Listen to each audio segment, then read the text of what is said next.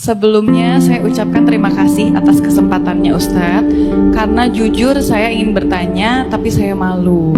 Jadi begini Ustadz, saya kemarin punya pacar, sudah berjalan 3 tahun.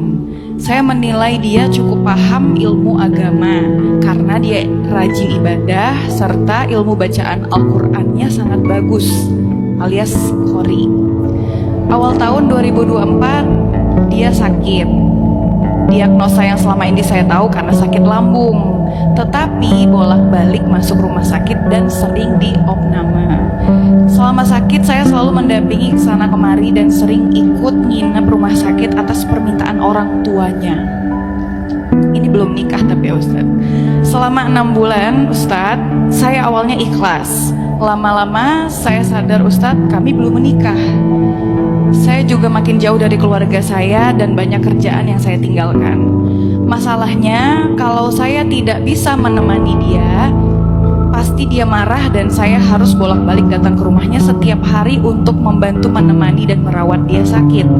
Dia juga sering bersikap kasar, baik fisik ataupun verbal, kalau ada hal yang tidak sesuai dengan kemauannya. Sabar tetangga, sabar. Kenapa? Sebentar. Oh, Lanjutin dulu ya. bentar. Mungkin mereka tetangganya.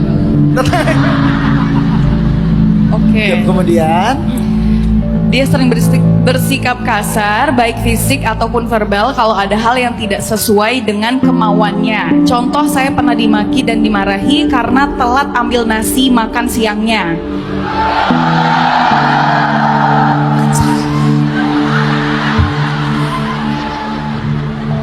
Saya juga pernah dipukul, dilempar barang, dan diusir karena telat datang ke rumahnya. Sabar. Belum puncaknya belum. Puncaknya terakhir kali waktu itu saya diusir, dipukul, dan sempat ditendang di depan orang tuanya Ustaz.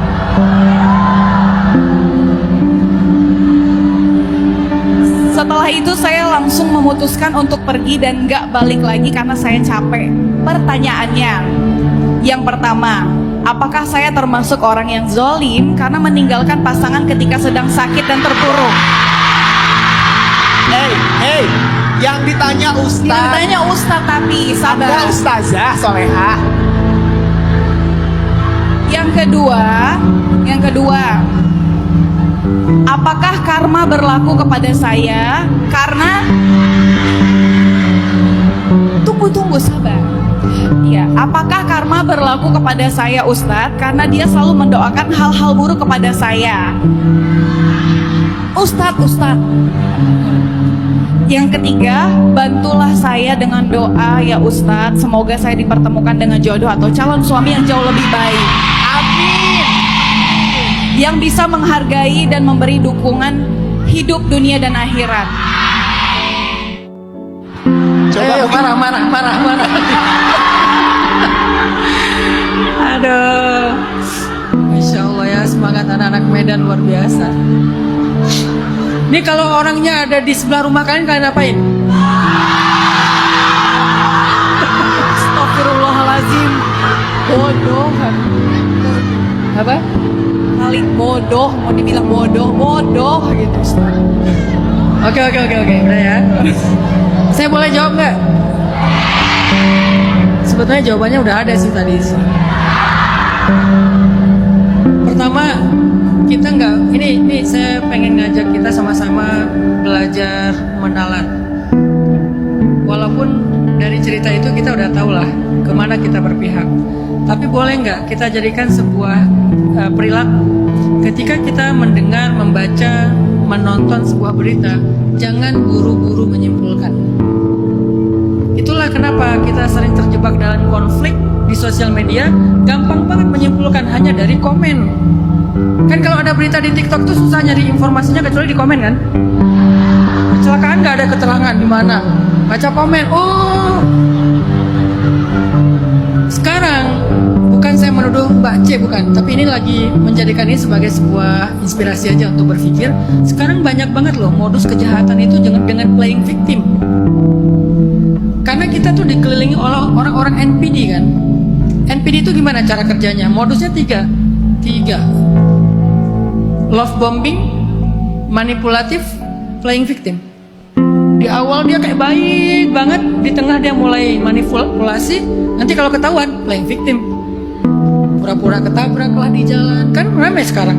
Pura-pura ketabrak, udah gitu teriak-teriak, wah tabrak lari. Coba kalau kita pakai pola pikir kayak tadi, gampang banget kepancing. Nggak mau menalar dulu masalahnya di mana. Akhirnya kita main hakim sendiri. Anak muda, Gen Z, Gen Alpha atau Gen saya, Gen milenial, kita udah nggak boleh lagi main hakim sendiri. Karena takutnya kita jadi salah korban. Orang yang diteriakin maling belum tentu maling. Orang yang diteriakin tabrak lari belum tentu tabrak lari. Jangan-jangan dia korban NPD tadi. Balik lagi ke cerita tadi. Saya belum mendengar versi cowoknya. Ini jawaban saya menurut versi cewek. Udah jelas jawabannya. Mbak itu nggak kena karma. Pertama Mbak nggak salah. Justru Mbak itu udah terlalu baik menurut saya. Sampai kebaikannya itu lebih dari batasnya. Kan dia bukan tanggung jawab Mbak, bukan suaminya kan? Bukan tanggung jawab Mbak, tanggung jawab orang tuanya. Kenapa pula orang tuanya nitip ke Mbak? Satu. Kedua, dia nggak bisa nuntut apapun dari Mbak. Orang belum ada kewajiban dan hak apapun. Ngapain dia lempar-lempar gara-gara masalah nasi telah diambil? Ketiga, orang yang mendoakan orang lain dengan keburukan, doa itu balik ke orangnya sendiri. Nggak akan sampai ke Mbak C, nggak usah khawatir. Jadi jangan sampai kita jadi kayak hidupnya was-was gara-gara banyak yang ngedoain buruk kepada kita. Kalau doa itu nggak pantas untuk kita, maka doa itu pasti akan balik lagi ke orangnya. Jadi tenanglah, pastikan kalau kalian itu memang nggak pantas didoain kayak gitu. Itu aja yang perlu kita pastikan. Saya nggak pantas doain kayak gini, orang saya nggak zalim. Tapi kalau kalian zalim, ittaqu da'watal mazlum, hati-hati dengan doanya orang yang terzolimi. Nggak ada hijab dengan Allah. Masalahnya kan ini nggak zalim. Jadi kalau kita nggak zalim, kita nggak jahat, kita nggak ngambil hak orang lain, terus orangnya mendoakan kita dengan segala kehancuran, kecelakaan, kebinasaan, doa itu hanya akan balik kepada dia sendiri, nggak akan sedikit pun mengenai kita. Jadi Mbak C, tenang aja. Insya Allah apa yang udah Mbak C lakukan itu, kalau diniatkannya karena Allah, mudah-mudahan jadi kebaikan. Yang berlebihan semoga Allah mengampuni, dan setelah ini Allah ganti dengan yang lebih baik insya Allah. At-tayyibin lit-tayyibat. Mbak C yang sangat care, sangat peduli, insya Allah nanti akan ketemu dengan laki-laki yang act of service, soft spoken. Saking soft spoken kalau ngomong apa?